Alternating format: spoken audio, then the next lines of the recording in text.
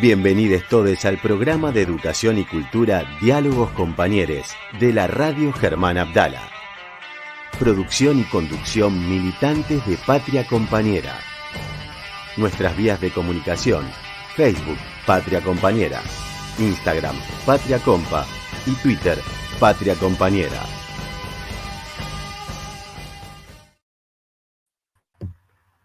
Bueno, hola Carolina. ¿Cómo andas, Armando? ¿Cómo andan bien, todos? Todo bien. Hola a toda la audiencia, los compañeros y compañeras que siempre nos acompañan, a los que nos están escuchando y a los que se van a sumar. Así que bueno, Caro, hoy es otro programa más, el 10º del año. Llegamos a septiembre. Por fin se terminó. Llegamos a septiembre. Con un día soleado, por suerte, así que bueno, bien. Sí, ya está. Estamos más entusiasmados, con más pilas. Ahora así sí. Que bueno, creo que no tenemos que mencionar nada particular en este momento que me acuerde, así que arrancaríamos con la editorial del día, Caro. Dale. Bueno, vamos a empezar un poquito con cómo viene midiendo el gobierno de Milei, que parece que los números ya no le están dando como al principio ni como él espera. La última encuesta que se hizo de la consultora que integra el Market Research y la opinión pública, SEOP Latam, apuntan a 4 datos importantes de estas encuestas que han hecho. El primero refleja que 2 de cada 3 argentinos se opone al veto del presidente Javier Milei a la nueva fórmula provisional, agregando que se debe priorizar a los jubilados y no al déficit fiscal cero. Creo que el tema de los jubilados ha calado bastante profundo en la sociedad, es un tema bastante sensible. Y muy brutalmente, por cierto. Sí. El segundo punto que destacan es que 9 de cada 10 ciudadanos dice que no llega a fin de mes, qué novedad, o que tiene dificultades para llegar. 9 de cada 10. Casi la totalidad. 9 de cada 10. Es muchísimo. Y el tercer punto es que casi el 40% de las compras de medicamentos, solamente medicamentos imprescindibles. Ha bajado muchísimo la compra de medicamentos. Sobre todo, decían, el tema de los tratamientos, han empezado a interrumpir tratamientos. Tremendo.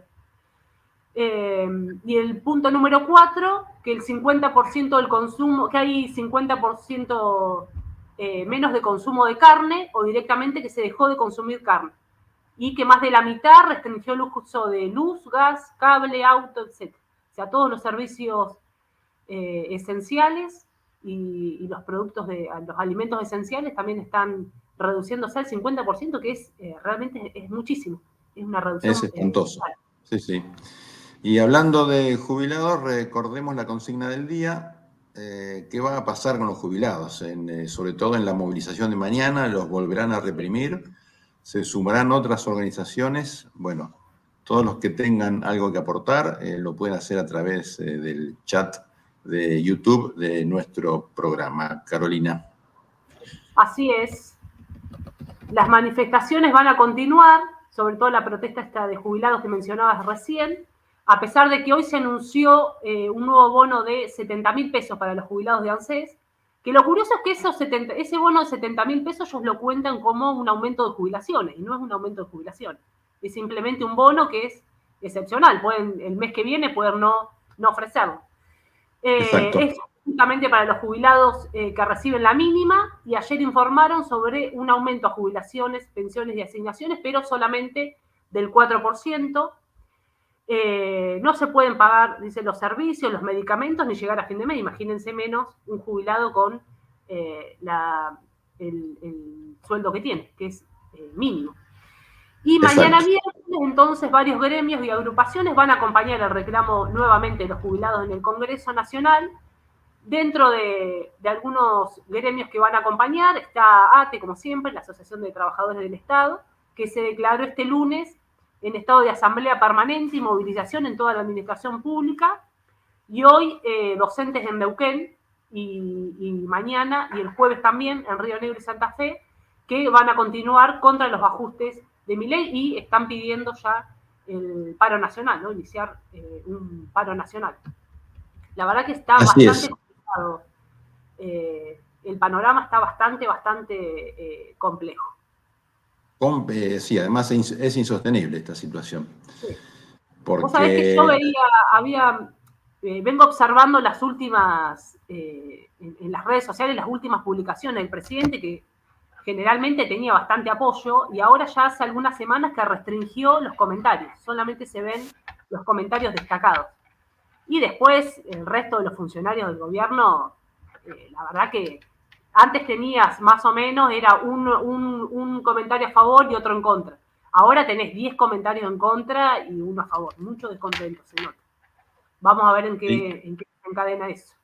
y en algunos casos, cuando alguien publica algo en contra del gobierno, los primeros comentarios que aparecen son a favor del gobierno, 2 o 3. Sí. Después el resto de los comentarios en X, ex Twitter, son todos en contra del gobierno. Pero los 2 o 3 primeros que aparecen a favor del gobierno. Perdón, decime si no está el amigo Elon Musk, no está concatenado con este tipo de gobiernos de ultraderecha, ¿no? Sí, no, está impresionante.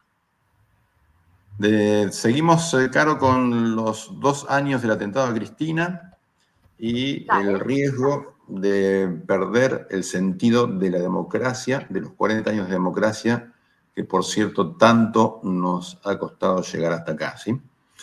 Errores u omisiones graves en el caso del juicio por el atentado a Cristina por parte de la jueza Capuchetti. Desde la defensa de Cristina apuntan a las siguientes irregularidades. Se borró el contenido del celular del agresor, de Saúl Montiel, al día siguiente al atentado, mientras el aparato estaba en poder de la jueza. Nunca se profundizó la investigación sobre las supuestas organizaciones políticas que rodeaban a los atacantes, el financiamiento de Caputo Hermanos a la Revolución Federal, aquella cosa increíble de que le otorgaron financiamiento para construir mesitas de luz, que no se las cree nadie, obviamente, y la pista Milman, que también borraron, recordemos, los celulares de Milman y de sus secretarias. Directamente el celular de Milman ni apareció. Cuando entregó un celular nuevo que nada tenía que ver con el de aquel momento cuando se lo escuchó decir que la iban a matar a Cristina. Sí. Bueno, en eso estamos. Y en eso está este tema del juicio que realmente es muy grave, pero ya no sé hasta qué punto tiene interés el común de la gente en este tema, ¿no? Porque la impunidad de magistrados... Sí, Carlos, adelante. No, digo que sí, es un tema que es gravísimo y realmente no está en la agenda de nadie. No es un tema que se esté debatiendo, no, nada. O sea, y realmente es de una gravedad tremenda. Totalmente, sí. Bueno, impunidad de magistrados del poder y del Partido Judicial, de legisladores y de funcionarios del actual gobierno nacional que ordenan además a los servicios que investigan y a las fuerzas que supuestamente deberían defender a la ciudadanía todo lo contrario, ¿no? Que precisamente hostiguen y ataquen a la oposición cuando les toca aspectos que son neurálgicos y de puntos débiles de su gobierno, ¿sí? Y otro tema, Caro, si te parece, seguimos con restricciones, esto es muy reciente, restricciones de acceso a la información pública. Sí, a través de un decreto, el presidente Javier Milei restringió el acceso a la información pública de los actos del gobierno, así como también de la actividad privada y parte de la actividad pública de sus funcionarios. El Poder Ejecutivo, dice el decreto, se arroga a autodefinir y autodeterminar cuáles serán los datos que podrán considerarse como de interés público para salir a la luz. Por ejemplo, dentro de algunos anuncios que no va a tener la obligación de comunicar, es los anuncios que ocurren en la Quinta de Olivo, como reuniones familiares, cantidad o existencia de mascotas, visitas íntimas o reservadas.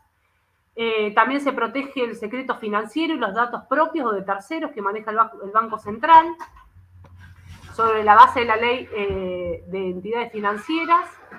De este modo, dice que el Ministerio de Economía podría ampararse en esta medida para no responder a los pedidos de información sobre la salida al exterior de lingotes de oro, que es algo que viene sucediendo ya hace bastante, y no se especifica los parámetros de razonabilidad para definir qué se difunde o no, ¿no? Se basa básicamente en un capricho del gobierno o una intencionalidad, obviamente, de restringir a la población las reuniones y demás cuestiones que suceden en el gobierno.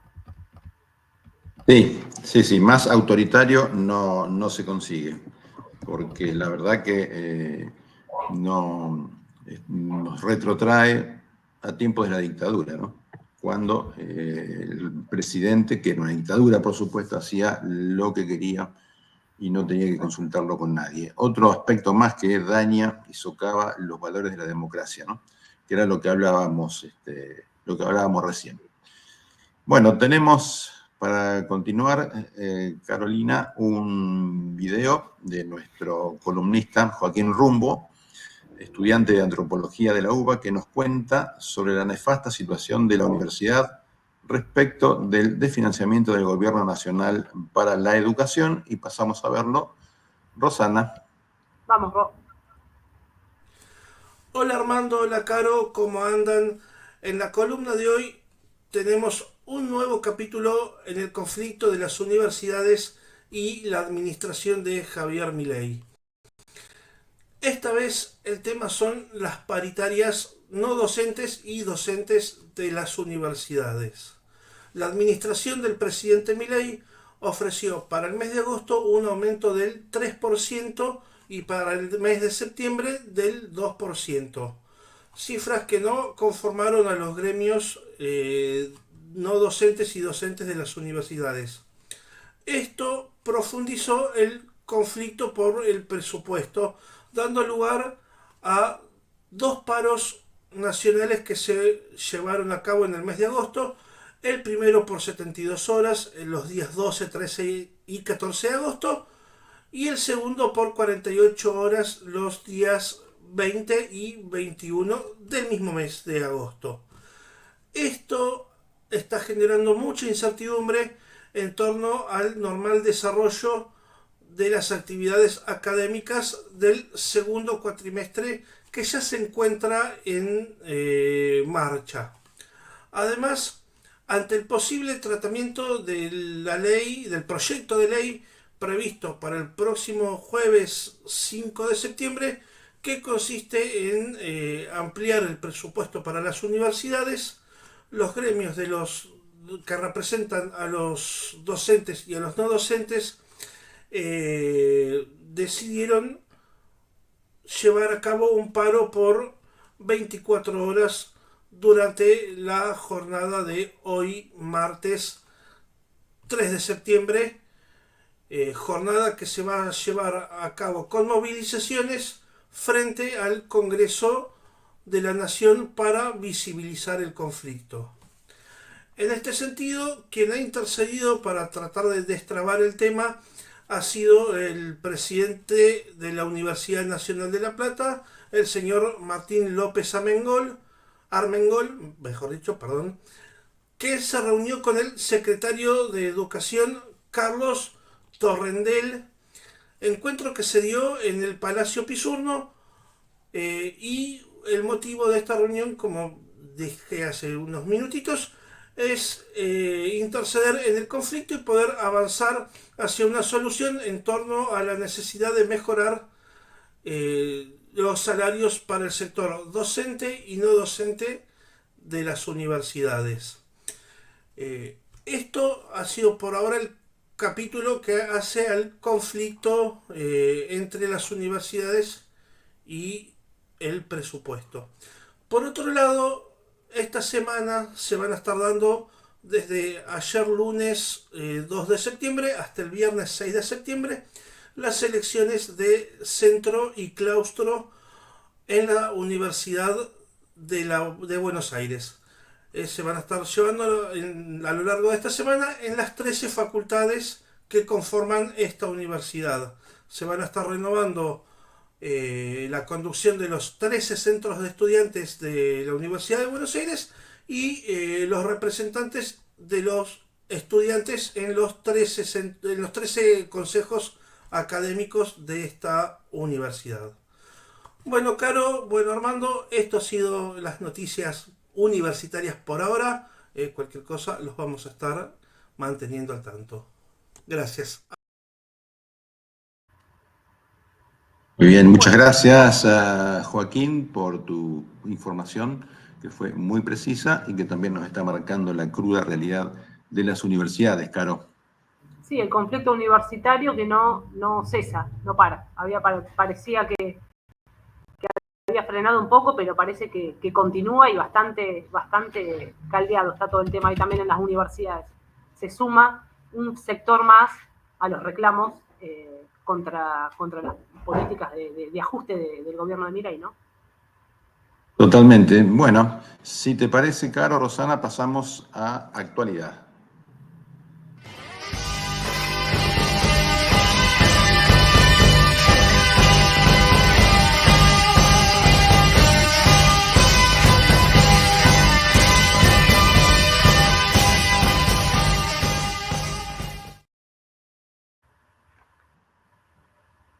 Hola, bueno, muy bien. En este momento tenemos ya está con nosotros Claudio Boada, presidente de la Unión Argentina de Usuarios y Consumidores, con el cual vamos a compartir su columna del día de la fecha, la columna habitual de Usuarios y Consumidores en nuestro programa de los martes. Claudio, muy buenas tardes. Buenas tardes, Claudio, ¿cómo estás? ¿Nos escuchás?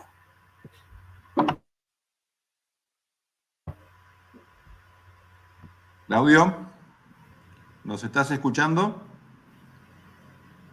No debe tener buena señal, ¿eh? Claro. Bueno, esperamos mientras tanto que se incorpore Claudio Boada y podemos seguir comentando algunas cuestiones que tienen que ver con temas de actualidad, ¿sí? Comentamos algunas cuestiones de noticias internacionales.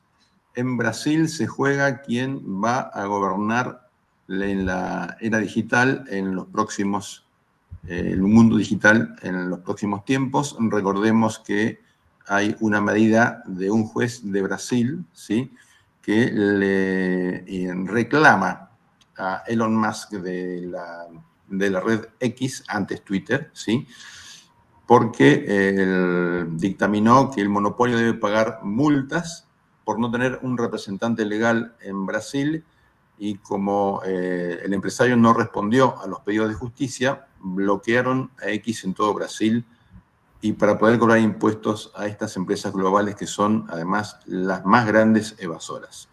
Y lo que está en debate, Caro, es quién pone las reglas y quién gobierna en la era digital. Esta pulseada con X es una pieza clave en esa batalla. Sí, la verdad Seguimos, Caro. Sí, Seguimos. Sí, tanto este tema como la implicancia que tiene la inteligencia artificial y demás es algo que se está empezando a discutir en todos los estados, ¿no? ¿Cuáles son las reglas y cómo y cuál es el alcance que deberían tener? Se está empezando a pensar algunas de parte de los estados, algunas restricciones, porque realmente tienen mucha implicancia en la opinión pública y demás cuestiones.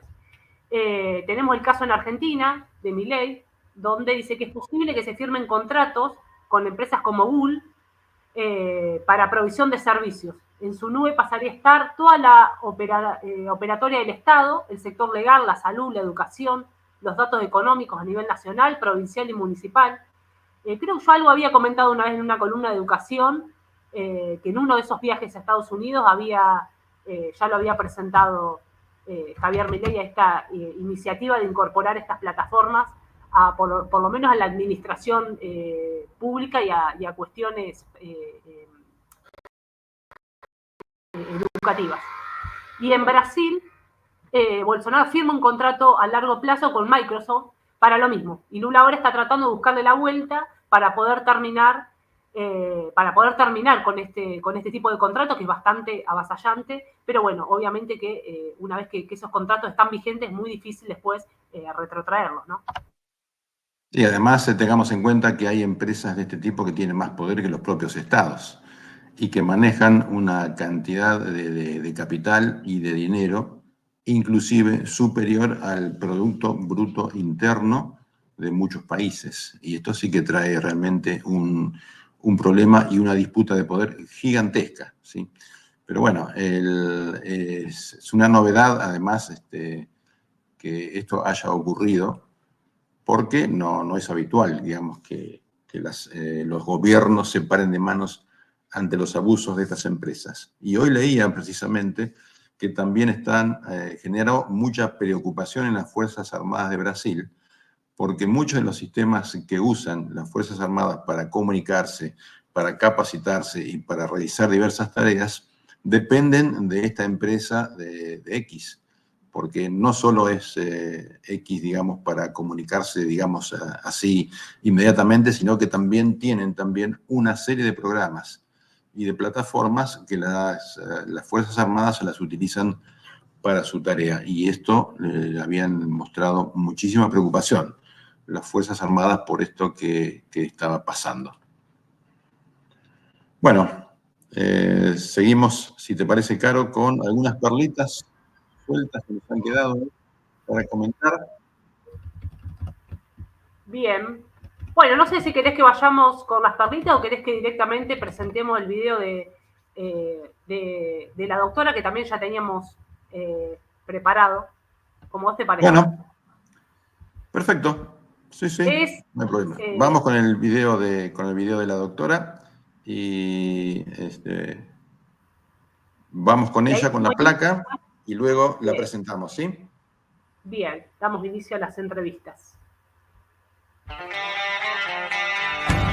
Momento de entrevista en Diálogos Compañeros.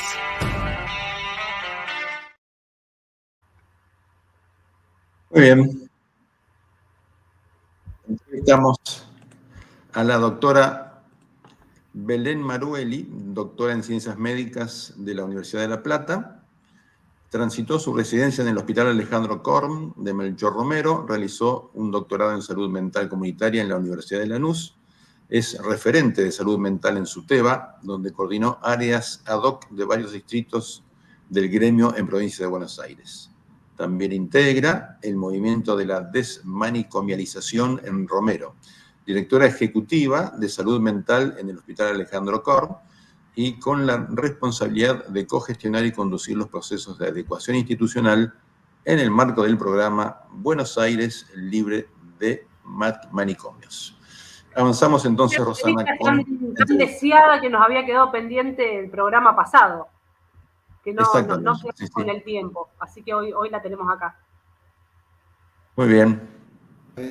Pasamos al video de presentación. Estamos acá en el Hospital Alejandro Korn de Melchor Romero con la directora ejecutiva del hospital, Belén Marueli, con la cual, bueno, vamos a conversar un rato del tema de salud mental. Belén, ¿cómo estás? ¿Qué tal? Buenas tardes. Muy bienvenidas acá a este hospital. Bueno, por supuesto, muchísimas gracias. Para arrancar, Belén, ¿qué nos puedes decir respecto del proceso de desmanicomialización que se está llevando a cabo en provincia y cómo está, digamos, afectada ese tránsito con el nuevo escenario de salud pública restringido por los problemas que hay a nivel político, nacional y provincial, ¿no? Sí. Bueno, primero por ahí aclarar que el concepto de desmanicomialización es muy amplio, es muy político, es muy ideológico y bueno, y lo vamos a enmarcar en el contexto actual, pero sin dejar de pensar que desde que hay manicomios hay gente pensando en términos de desmanicomialización también, porque es no habla solo de que no haya lugares en los que haya personas encerradas, sino que habla de poder ir terminando, problematizando y combatiendo esa lógica que, aunque no haya paredes que encierren, son a veces lógicas que hacen que las diferencias o la diversidad o lo que no encaja tenga que ser excluido o segregado o encerrado, y entonces la desmanicomialización tiene que ver con eso, y tiene que ver con el acceso a la vivienda, el acceso a la justicia, a la salud, a lo recreativo, al sustento económico. Claro, porque lo que uno se pregunta siempre es qué pasa con las personas que están en un tratamiento de ese tipo, llamémosle psiquiátrico, no sé si permite el término, y tienen que salir, digamos, en condiciones de volver a insertarse en la sociedad, pero Claro. sale de la nada a la nada misma, digamos. Claro. ¿Cómo es el seguimiento de eso y el apoyo que debería recibir, no? Sí. Por ahí está bueno también tener claro que legalmente, o sea, tenemos una ley, nuestra ley de salud mental, desde el 2010, que fue reglamentada en el 2013, que no permite que haya internaciones crónicas, digamos, por motivos sociales. Entonces, toda persona que requiere de un medio internativo tiene que ser un tránsito breve y después, digamos, reinsertarse en la sociedad. El tema es que había personas que hacía décadas y décadas que estaban internadas en los manicomios. Entonces, una de las políticas públicas, provinciales, muy claras y muy definidas en la gestión anterior y en esta gestión, la gestión anterior hablo de los 4 años anteriores y de este medio año, en la provincia de Buenos Aires, es poder avanzar en un proceso de plena implementación de la Ley de Salud Mental. Y en ese proceso hay que fortalecer todos los dispositivos comunitarios y hay que poder acompañar los procesos de externación de personas que hace muchas décadas que están acá en el hospital, acá en el Esteves, en el Cabret, en el Taraborelli. Y para eso lo que se hace es pensar la idea de apoyos. O sea, todos necesitamos apoyos para vivir, o sea, nadie vive solo. Sí. El tema es qué tipo de apoyos uno necesita. Entonces, cuando hay una persona que, por lo que sea, hace 30 años, 40 que está acá, cuando uno piensa, bueno, ¿cómo armamos esos sistemas de apoyo para que salga y para que pueda vivir en comunidad, se piensa en las necesidades que tiene esa persona o que tienen los grupos convivenciales. Y se arman los sistemas de apoyo, que a veces es un apoyo las 24 horas, a veces es un apoyo llamando una vez por día para ver si se necesita algo, a veces es un apoyo algunos días y después lo puedes retirar, a veces es simplemente que la persona sepa que estás por si necesita algo, o a veces es trabajar con los referentes vinculares, con la familia, con el dueño de una pensión, con el kiosquero de al lado. O sea, los apoyos son diferentes y se adaptan a las necesidades de la persona. Más vale que necesita plata la persona y entonces las pensiones fueron fundamentales para que pudiesen salir. Hay un subsidio provincial que es el SUPEVA y había ayudado mucho los Promover, que eran programas que desde provincia se había articulado con Nación, programas de espacios productivos donde las personas adquirían conocimientos y aprendían a trabajar y después podían seguir, digamos, trabajando, teniendo emprendimiento y cobraban por eso. Bueno, esos programas se están cayendo, para por lo menos un grupo se cayeron y bueno, es un problema porque lo económico para vivir en comunidad es fundamental. Sí, porque además conocemos que la política nacional es la zona, están en las antípodas de todo esto. Absolutamente, ¿no? absolutamente. Así que no hay... Sí. Pero bueno, ¿cómo es la relación del servicio de estos programas con el interior de la provincia? También, digamos, con hospitales públicos de los diferentes distritos. Sí, el programa, a ver, la política de cambio de modelo, o sea, de un modelo manicomial a un modelo comunitario, es provincial, es una política provincial. Dentro de esa política, y no solamente con los efectores públicos, sino también es la adecuación de los efectores privados, ¿sí? Que cuesta, no sé si, o sea, es diferente porque lleva otros ritmos, porque hay otros intereses, otros momentos. Entonces no es igual que en los hospitales públicos, pero adecuarse tienen que adecuar todos los efectores, los públicos y los privados. Y es en toda la provincia, ¿sí? Por eso hay un programa, por ejemplo, que es el Buenos Aires Libre de Manicomio, que lo que hace es tener como la rectoría sobre lo que es el proceso de adecuación, sustitución y cierre de los manicomios, ¿sí? Ahora, esa es una pata de una política donde lo que vos decías recién, o sea, si sale la gente o si vamos cerrando, pero no hay dispositivos comunitarios para poder abordar, alojar y acompañar los problemas de salud mental, bueno, tenemos ahí un agujero grande, un problema grande y la gente siente como que, pero ¿dónde va a ir esta gente? ¿O qué pasa si no están esos hospitales? Bueno, lo cierto es que está más que demostrado que este tipo de hospitales o de dispositivos crónicos dañan, o sea, no curan, sino que hacen mucho daño. Y entonces lo que hay que hacer es fortalecer todo lo que es comunitario. Es en toda la provincia, pero bueno, los 4 monovalentes grandes de la provincia tenemos los planes de adecuación y esos planes de adecuación tienen ejes, ¿sí? Y esos ejes tenés un eje sanitario, que por ejemplo es continuar atendiendo las urgencias subjetivas siguen estando, son muchas, aumentó mucho la consulta por guardia y ninguno de los hospitales monovalentes disminuyó la atención en lo que es agudos. O sea, todo lo que es situación de urgencia subjetiva se sigue atendiendo igual que antes. Lo que sí se disminuyó es todo lo que es sector crónico, donde iban todas las personas por cuestiones sociales, porque no tenían condiciones materiales no sé, adecuadas o eran muy precarias, entonces iban quedando, o si personas en situación de calle. A todas esas personas que iban yendo al hospital, a la parte de crónicos, bueno, ese flujo se cerró y por lo tanto ese problema empezó a estar o en los agudos o en los hospitales generales, ¿sí? Y necesariamente tenés que empezar a pensar desde que la persona entra, bueno, ¿cómo voy a hacer o cómo vamos a hacer para armar un sistema de apoyo para que pueda salir lo antes posible? Porque encerrada o en un depósito ya no va a quedar, ¿no? Exactamente. Sí.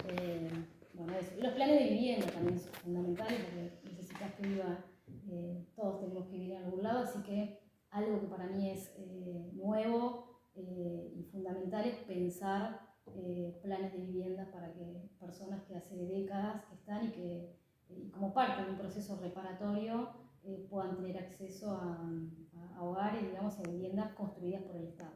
Y eso es lo que está pasando acá, ¿verdad? Sí, acá hay 10 casas que ya están construidas y donde hay gente viviendo, equipos trabajando ahí, que además eran trabajadores que antes trabajaban por ahí en salas de larga estancia o en otros lugares del hospital, y ahora hay un plan de vivienda que está en marcha, que en realidad es de 175 casas, 145 para compañeras del programa Ellas Hacen, que habían construido sus casas, después esas casas fueron tomadas y se quedaron sin viviendas, así que también en un proceso reparatorio hay 145 casas que se están haciendo para esas compañeras y 30 casas más para ver si podemos terminar de acompañar la externación de las personas que están hoy todavía en salas de larga estancia.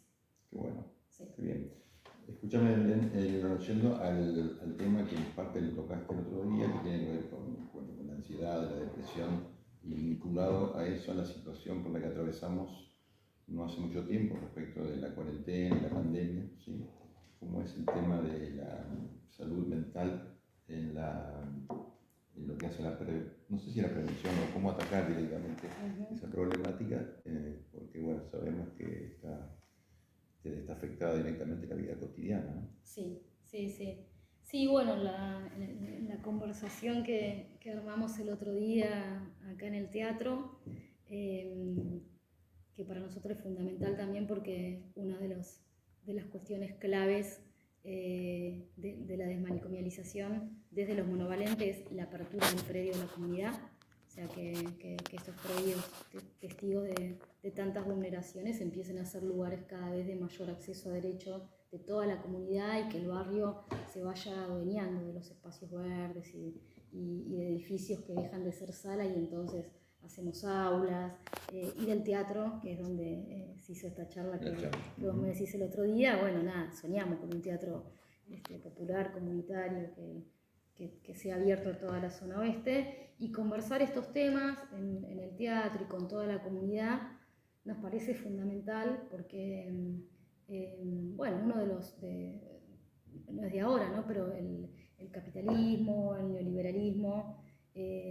bueno, el individualismo, la centralidad que hoy tiene la tecnología, el consumo, ¿no? La centralidad en el consumo, hacen que se vayan moldeando los deseos y se vaya moldeando el modo de vivir, favoreciendo que se patologice mucho las emociones, o sea, las tristezas, las pérdidas, las inquietudes son rápidamente interpretadas o formateadas como enfermedades, ¿no? O sea, como uno está triste y lo convierte en depresión, claro. Y esa depresión se vuelve además medicalizable muy fácilmente. Entonces, poder llevar al ámbito público la discusión de los diagnósticos, la discusión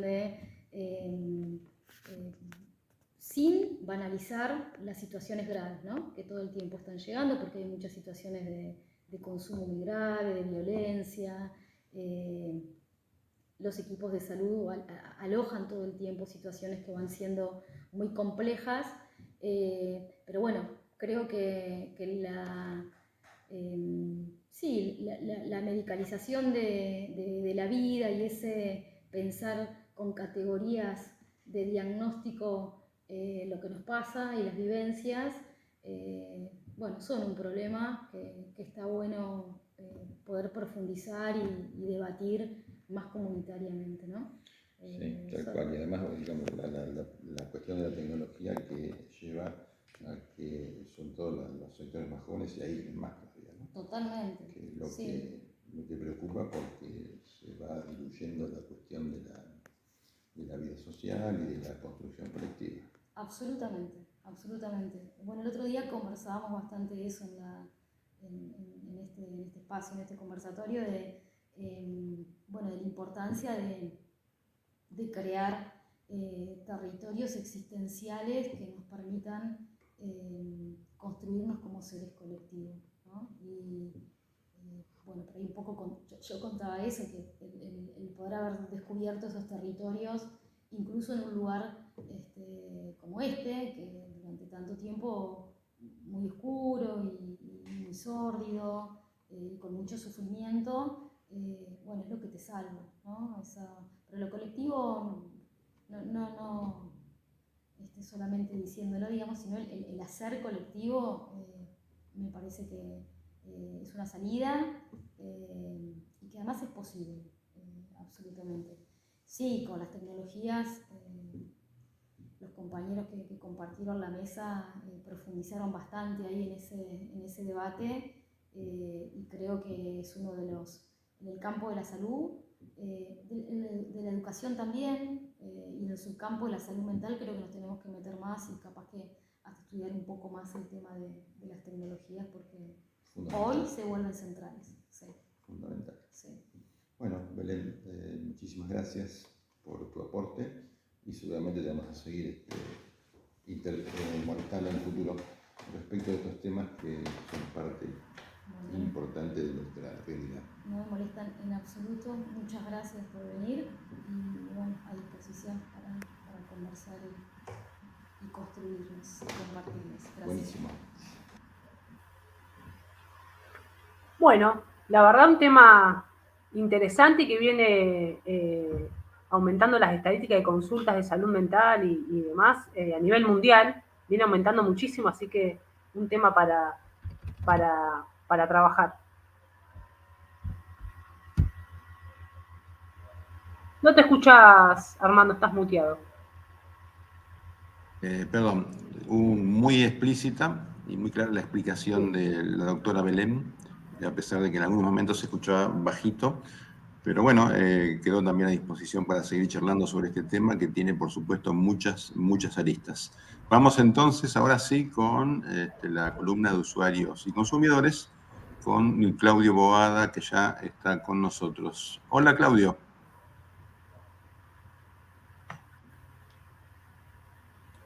Hola Claudio, ¿cómo estás? ¿Nos escuchás?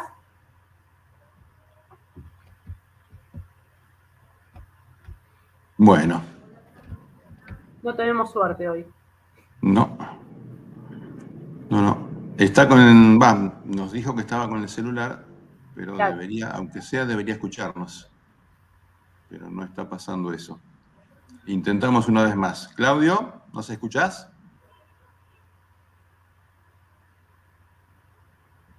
Tenemos suerte. Bueno. Ya entonces nos queda ahora la entrevista con la licenciada Silvina Perugino. Exactamente. Pero todavía no la tenemos, no la tenemos en la plataforma. Así que bueno, mientras podemos avanzar con algunos otros temas de actualidad que nos habían quedado pendientes, ¿sí? Por ejemplo, un tema muy interesante, en Australia, ¿sí?, se aprobó el derecho a la desconexión. Bien, ¿qué significa esto? Que los trabajadores no tendrán que responder mensajes ni llamadas de los superiores fuera del horario de trabajo, ¿sí? Ay, qué interesante. Veamos el nivel de evolución y de desarrollo de los conflictos laborales que tenemos en un país y en otro, ¿verdad? Este es un tema que, bueno, se viene discutiendo muchísimo, sobre todo desde la irrupción de las plataformas y de las aplicaciones en los celulares, en los cuales se establece una relación mucho más dependiente y hasta en muchos casos abusiva por parte en pandemia, aparte se agudizó tanto el trabajo virtual que empezó a ser un problema el recibir llamadas, mensajes en cualquier horario, porque uno sabe que el dispositivo está disponible todo el tiempo. Sí, además, si mal no recuerdo, en esa época de la pandemia donde se empezó a discutir ese tema acá también, en Argentina, ¿sí? Por el que teletrabajo. Por supuesto, bueno, exacto, no se avanzó en eso. Pero bueno, es un tema ahí que está pendiente y que por lo menos en algunos otros lugares se está avanzando, y yo creo que va a ser también motivo de actualización de las relaciones laborales próximamente. Bueno, esperemos que así sea, Caro. Seguimos, si te parece, con el otro tema. Bueno, dice, Condoleezza Rice, ex canciller de George Bush, habla de fortalecer la oposición en Rusia para enfrentar a China en el mar de la China con Vietnam del Sur. Hoy China dispone, dice, de 360 naves de guerra y 5 portaaviones. Hace 5 años tenía 100 naves y ningún portaavión. O sea, lo que ha avanzado la militarización de la zona es realmente impresionante, ¿no? Creo que muy impresionante. A mí me da la sensación de que cada vez se empiezan como a presentar conflictos en distintos lugares del mundo, ¿no? Como que se preanuncian conflictos, mini conflictos por todos lados, ¿no? Y lo que habla también de la potencialidad de China, ¿no? Como Sí.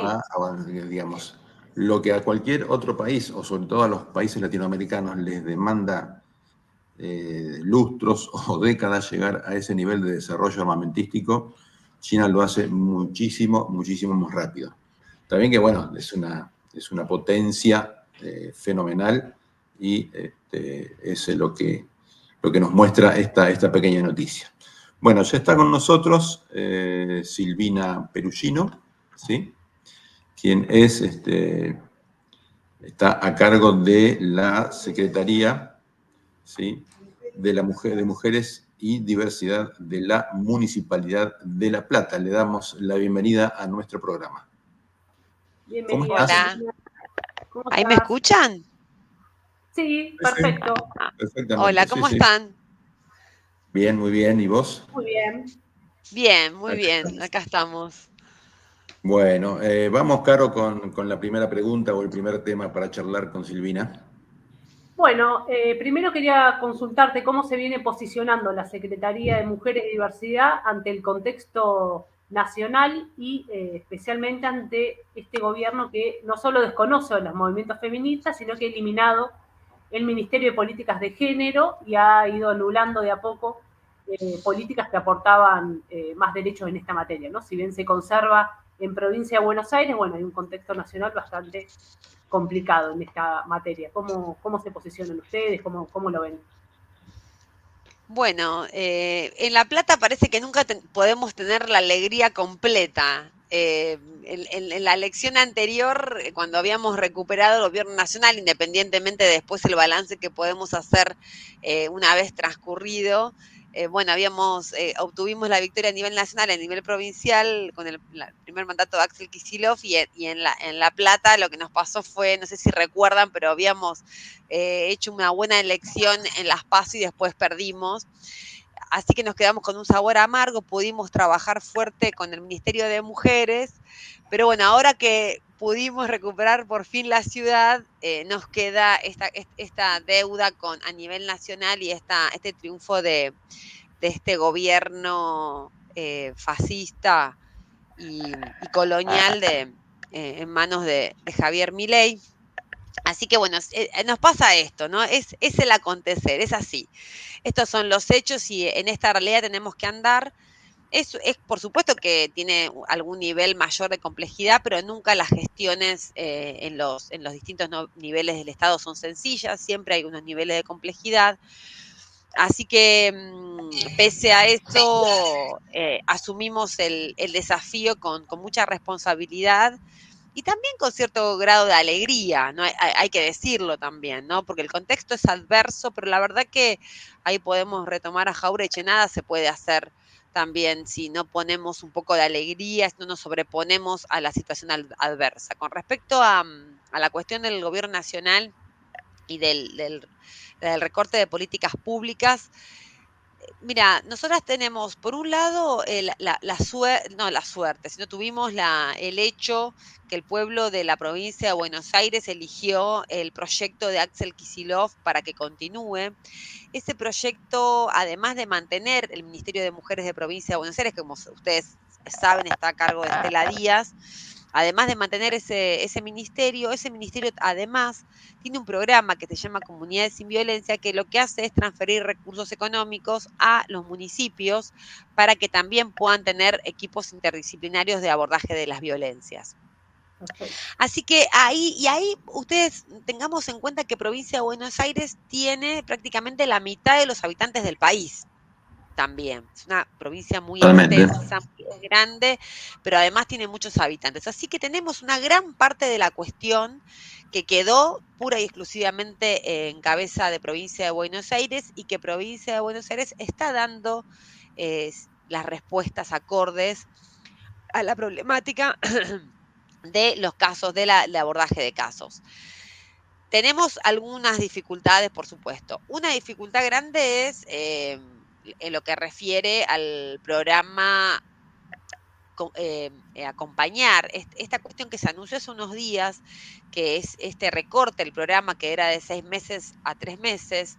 En realidad, vamos a decirlo, en realidad técnicamente desde diciembre que no hay altas en el programa, o sea que están anunciando un recorte que es mucho peor en los hechos de lo que ellos anuncian en los dichos. El programa está sin altas de diciembre, como les decía, y esto lo que dificulta es la salida de la situación de violencia, porque ese programa lo que hacía era, una vez abordado el caso, una vez, digamos, neutralizada la situación de violencia extrema, lo que hacía el programa era ayudar durante 6 meses con un recurso económico a la víctima para salir de esa situación y para poder rearmar su vida. Eso es una dificultad grande porque además la provincia no estaría en condiciones de asumir esto hoy a partir también del ahogo financiero que está teniendo como destinataria a partir de una decisión política del gobierno nacional. Y por otro lado, por supuesto que el hecho de tener que abocar, de ser el único recurso provincial abocado a este abordaje, lo que nos hace es tener que retasear recursos para lo que es la promoción y la prevención, que sería, digo, si yo tuviera que pensar, no se hacen esos análisis de qué hubiera pasado sí, pero bueno, si pensáramos que de haber tenido el gobierno nacional, probablemente entiendo que parte del gran trabajo del Ministerio de Mujeres sería la promoción y la prevención, porque tendríamos ya la cuestión de salidas de violencias y la cuestión de los casos abordado de manera conjunta. Así que bueno, en ese contexto nosotras igual asumimos esta tarea, la verdad que tenemos un equipo de excelencia para poder asumir con mucho compromiso político, ético también y feminista. Y con un municipio complejo también, que arrancamos -10, podríamos decir, y se está poniendo, se está como ordenando, porque había mucho desorden financiero, ustedes saben, una deuda tremenda, una cantidad de trabajadores que no asistían a sus puestos de laburo, de trabajo. En realidad se tenían algunos lugares, pero no para trabajar, sino para como parte de un armado político, ¿no? El tema de los lugares en los municipios. Pero lo estamos haciendo a contraviento y marea, pero con mucha convicción. A veces las convicciones también mueven montañas y ahí estamos trabajando, pero Sí, entiendo que nos demanda la hora. un dato que no es menor, que yo lo conocí hace poco, yo no soy oriunda de La Plata, vivo hace poco en La Plata, pero un dato que no es menor, que La Plata es el segundo distrito más poblado, con más densidad poblacional de toda la provincia de Buenos Aires, que no es un dato menor, digo. Después de La Matanza viene La Plata, entonces 2 periodos de gobierno de abandono de semejante distrito, y bueno, después la verdad que cuesta un montón, y ni hablar si pensamos en el contexto nacional en el que estamos, así que los desafíos son grandes, pero imagino que los compromisos también. En base a eso te quería preguntar, volviendo a lo local, o haciendo hincapié en lo local, que sabemos que vienen funcionando muy bien la creación de estos consejos consultivos que se han hecho en las delegaciones. Por ahí queríamos saber cuáles son las líneas prioritarias que se están desarrollando desde la Secretaría en estos consejos consultivos. Bueno, ahí arrancamos con los consejos. Y sí, yo quiero retomar esto, porque lo que dijiste acerca de la densidad poblacional de La Plata, casi 1 millón de habitantes, ¿no? El otro día tuvimos una reunión con las áreas de género de La Plata, Berizo, Ensenada, Punta Indio, Magdalena y Bransen, y sí, las que más habitantes tenían, estamos hablando de 70.000, 80.000 habitantes, creo que Ensenada o Berizo. De ahí pues, tenemos 1 millón. Digamos, es casi una provincia. Hay provincias en la Argentina que tienen mucho menos 300.000 habitantes, ¿no? Así que, y los consejos consultivos vienen a dialogar con esta cuestión de la cantidad de la densidad poblacional y lo extenso del territorio y lo variado del territorio, ¿no? Nosotras cuando pensamos los consejos consultivos los pensamos en la idea de poder trabajar a nivel territorial, tomamos como eje las delegaciones, que es un poco el mapa político, ¿no? La división política de la ciudad de La Plata, las delegaciones. Con esta inteligencia, nosotras no podemos pensar que es factible llegar con una política pública de manera centralizada en el casco urbano, en una ciudad de 1 millón de habitantes, con zonas rurales, zonas semirurales, con un cordón frutihortícola, zonas más urbanas, entonces ahí dijimos, bueno, tenemos que ir a trabajar de manera situada, que es una de las formas de trabajar de un Estado que tiene que enlazar con la comunidad, ¿no? También a partir de años de quiebre de esas redes entre el Estado y la comunidad. Así que nos parecía que era virtuoso empezar esos diálogos en los territorios con las vecinas, les vecines. Digamos, está dirigido a mujeres y a diversidades y a aquellas organizaciones sociales, políticas, que trabajen la temática de género, ¿no? Ahí hay una amiga del programa, Clara Rojas, que está a cargo de los consejos consultivos, que es la política, es la herramienta, el consejo consultivo, que va a territorializar las políticas de la Secretaría, que no es menor, digamos, ir por el territorio con todas las políticas, las líneas que nosotras tenemos de políticas públicas. Así que arrancamos.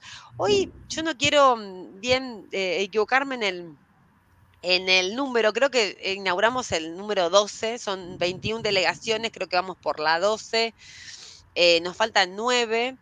Y lo que se hace es dialogar con las vecinas, con las vecinas de ese lugar y hacer un diagnóstico en un punto, hacer propuestas también, pero también esas propuestas que sean en un diálogo entre el Estado y la comunidad. Hay cuestiones, mira, la cuestión de la violencia de género, nosotras hemos avanzado un montón en Provincia de Buenos Aires, es poco científico decir un montón, pero bueno, avanzamos mucho, tenemos muchas políticas estos 4 años que se fueron desarrollando, pero hay una parte de la cuestión de la violencia y de la discriminación que es un diálogo con la comunidad. Sí o sí, no hay cómo escaparle a eso. Hay una parte que si no se resuelve de manera comunitaria, el Estado, por más que intervenga, no lo va a poder resolver. Se resuelve el diálogo.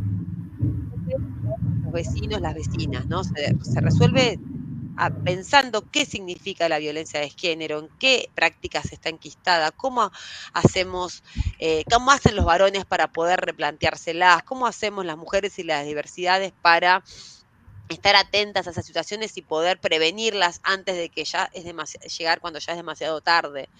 Bueno, en eso también, en esa inteligencia están pensados los consejos consultivos. Bien. Bien. Excelente. Excelente, Silvina. Sí, además es la manera más clara de que el Estado se acerque a la población, al pueblo y a los vecinos, ¿no?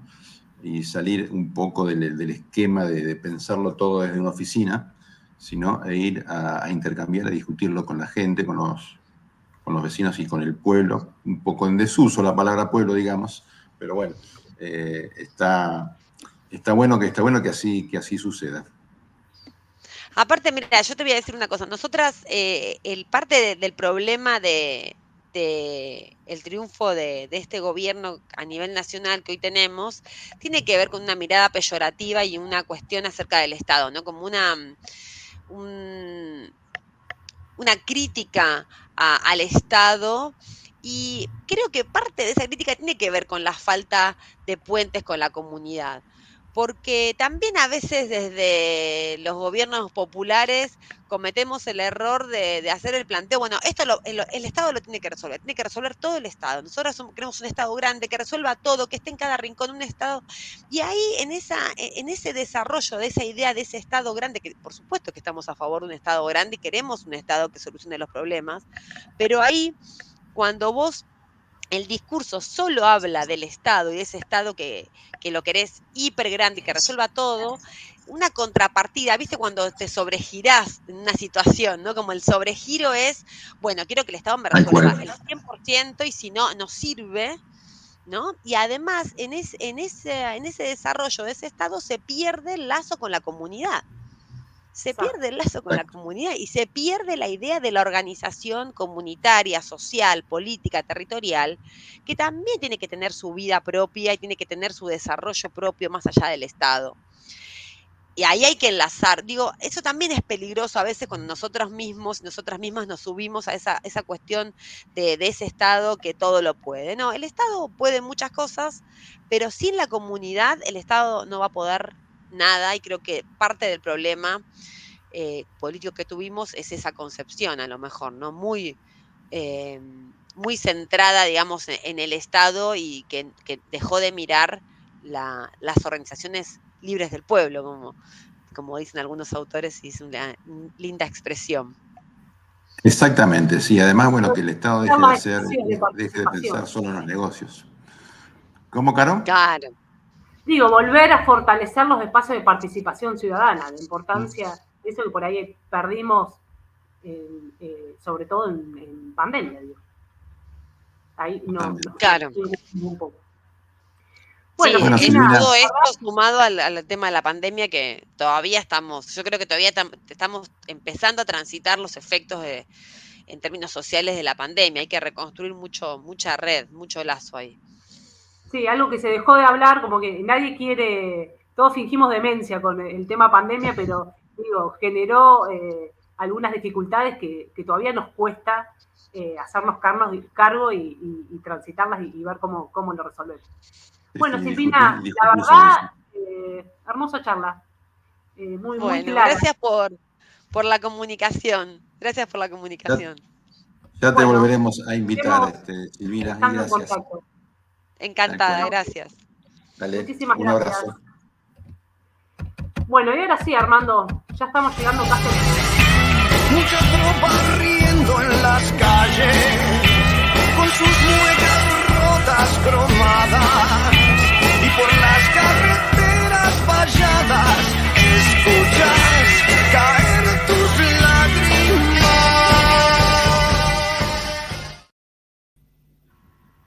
Bueno, ahora sí. Hola. ¿Cómo andás, Cintia? ¿Cómo andan, compañeros? Qué hermosísimo Cintia. programa. Estaba chusmeando en YouTube, mucha gente siguiendo el programa, así que súper felices de que nos acompañen. Un martes más, sí, estuve ahí atenta a muchos comentarios, así que un gran programa, así que felicitaciones. Bueno, les cuento. Para todo el ¿Paso equipo, por aquí? incluida vos. Sí, acá estamos siempre. Bueno, les paso a contar porque hay muchas novedades para esta semana, así que, como siempre les digo, lapicera y papel para ir agendando esta súper agenda que tenemos. En primer lugar, sigue abierta la inscripción para el taller de arte para niñes en Patria Compañera, donde se utilizan distintas texturas, materiales de arte plástico y en asociación con otras disciplinas. Es la verdad que un taller súper hermoso, hay muchos niños participando y queremos llenar nuestra agrupación, así que para todos los que deseen inscribirse pueden hablar con las profesoras Sandra al anotar 221-618-8852 o con Sofi, que es la otra profesora, al 221-566-3412. Hermosísimo, no saben las cosas hermosísimas que están haciendo estos niños, así que a todos a los que quieran acercarse pueden, y si no, nos mandan un mensaje y coordinamos ahí el día y se pueden acercar a ver alguna clase. Estoy esperando porque ya me prometieron algunas cositas para pasar acá en Varieté, así que próximamente estaremos mostrando algunas producciones. Bueno, seguimos con la agenda. Próximo sábado 7 de septiembre, ya estamos en septiembre, no lo puedo creer, es increíble cómo pasó este año. Entre las 10 y la 1 de la tarde se va a realizar una feria circular de prendas a precios súper populares y de libros escolares de literatura y ensayos. Esto va a ser en nuestra sede, nuestro local de Patria Compañera. Para el que no sabe dónde queda, les comento, es en Diagonal 73, número 1556, entre 10 y 11 de la Ciudad de La Plata, así que les esperamos. Va a ser una súper feria, arrancamos con esta feria, así que esperamos que esté llenísimo de gente. Se acercan ahí un ratito con muy poquita plata y se pueden llevar de todo. Yo voy a ir a buscar libros, sobre todo, que siempre hay buenos libros. Muy buenos libros. Yo he comprado un par de libros, 300 pesos, así chicos, así, literal, nada, súper libros. Y por último, este fin de semana, sábado 7 y domingo 8 de 12 del mediodía a 6 de la tarde, se va a realizar la Expo Feria Igualdad Bonaerense en el Estadio Único Diego Armando Maradona de la Ciudad de La Plata, con entrada libre y gratuita, que no es poco decir. Es un encuentro para fortalecer la red productiva provincial con 160 stand de productores bonaerenses y con importantes descuentos con nuestra famosísima cuenta DNI. Así que bueno, va a ser una feria súper hermosa de Expo Diseño, mercados bonaerenses de productoras, artesanas y pymes, Expo Mujer Saludable y feminista sobre todo. Así que nos encontramos todos en el Estadio Único. Ahí vas, te tomás unos de Patria Compañera y de ahí te vas directamente, te venís acá al Estadio Único y la seguís ahí, tenés todo el sábado programado. El día acompaña, pues ya estuve chusmeando ahí, el clima va a estar lindo, así que nos vamos todos para allá. Va a ser un tiempo hermoso. Muchísimas gracias, Cinti. Les mando un beso enorme y como siempre agradezco ahí a la producción detrás, a Clarita y a Roxana, que no están acá como caras visibles, pero siempre formando parte del gran trabajo que realizan, así que un beso enorme para ellas. Gracias, Cintia. Bueno, Caro, tenemos que decir también que Alicia Villa, nuestra compañera y conductora también del programa, no pudo estar por cuestiones laborales, así que les deja un saludo grande y también queremos agradecer a todos los oyentes que participaron a través del chat con sus mensajes y con sus opiniones, ¿sí? Tengan todos ustedes una muy buena semana y nos vemos la próxima. Nos vemos en 15 días. Nos vemos. Este programa fue una producción de Patria Compañera. Nos pueden ver en la semana en nuestras redes sociales y en la radio